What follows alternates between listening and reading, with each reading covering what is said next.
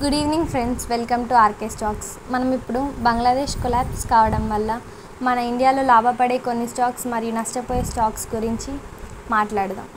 First stock 1 Sport King India. Current 1300 rupees దగ్గర ఈ stock trade అవుతుంది. Stock 2 Indo Count industries.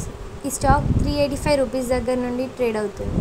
And stock 3 Welspun Living. ఈ stock 181 rupees దగ్గర trade అవుతుంది. Stock 4 Nitin Spinners. ఈ స్టాక్ 437 రూపీస్ దగ్గర నుండి ట్రేడ్ అవుతుంది. ఈ 4 స్టాక్స్ రానున్న 3 మంత్స్లో డబుల్ అయ్యే ఛాన్సెస్ ఉన్నాయి. సెబీ రిజిస్ట్రేషన్ లేదు, ఓన్లీ ఇవి ఎడ్యుకేషనల్ పర్పస్ కోసమే. ఈ స్టాక్స్ ఎందుకు డబుల్ అవుతాయంటే టెక్స్టైల్ సెక్టార్లో బంగ్లాదేశ్ టాప్లో ఉంది, కాకపోతే ఇప్పుడు అక్కడ మ్యానుఫ్యాక్చరింగ్ జరగట్లేదు, సో ఇండియాకి బెనిఫిట్. ఇప్పుడు నష్టపోయే కొన్ని స్టాక్స్ గురించి మాట్లాడదాం. గోకుల్దాస్ ఎక్స్పోర్ట్స్, సెకండ్ వచ్చేసి VIP industries and third Marico. ఎందుకు ఈ స్టాక్స్ నష్టపోతాయంటే వీటికి బంగ్లాదేశ్లో మ్యానుఫ్యాక్చరింగ్ యూనిట్స్ ఉన్నాయి.